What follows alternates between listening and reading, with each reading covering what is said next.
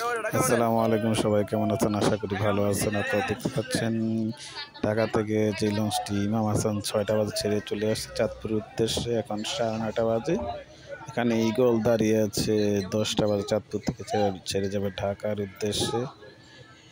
ইমাম হাসান জিরোর পরিবর্তে এসেছে ইমাম হাসান 5।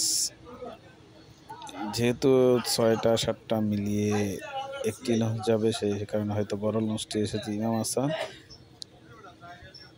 ঈগল রেগুলার চলাফেরা করে।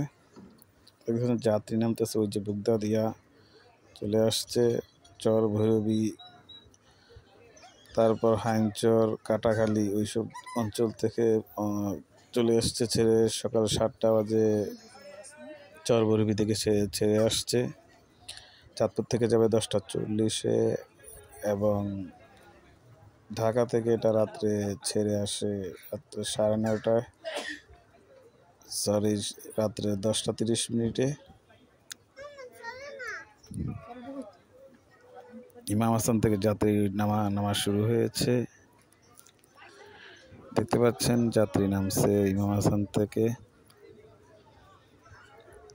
ইমাম হাসান ছেড়ে যাবে আবার সন্ধ্যা 7টায়।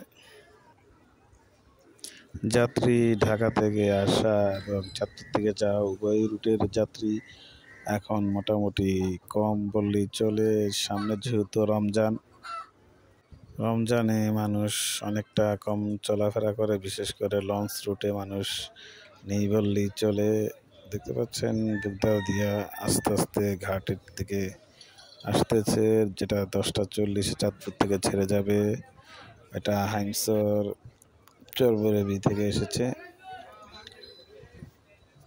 চরভৈরবী থেকে সকাল 7:30 বাজে ছেড়ে এসেছে চাঁদপুর উদ্দেশ্যে। চাঁদপুর থেকে ছেড়ে 10:40, আবার ঢাকা থেকে রাত্রে 10:30টায় ছেড়ে আসবে চাঁদপুর উদ্দেশ্যে। দেখতে পাচ্ছেন হাশিমপুর এক্সপ্রেস চলে আসছে। এটি অনেক দ্রুতগামী জাহাজ, যদিও ছোট, সার্ভিস ভালো। নারায়ণগঞ্জ থেকে চাঁদপুর উদ্দেশ্যে এসেছে। আবার এখান থেকে ফেরিঘাট চলে যাবে, ফেরিঘাট থেকে আবার চাঁদপুর এসে 2:20-এ সম্ভবত নারায়ণগঞ্জের উদ্দেশ্যে ছেড়ে যাবে। হাশিমপুর এক্সপ্রেস ইমাম হাসান চলে যাচ্ছে, যদিও হালকা টাচ লাগার সম্ভাবনা আছে, কিন্তু না, কেটে গেছে।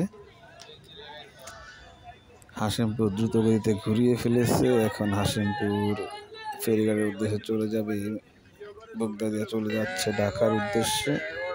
দর্শক, আপনারা অবশ্যই আমার চ্যানেলটি সাবস্ক্রাইব করে দিবেন। কেমন লাগলো সেটাও জানিয়ে দিবেন। আজকের মতো এতটুকুই। আল্লাহ হাফেজ। সবাই ভালো থাকবেন, সুস্থ থাকবেন।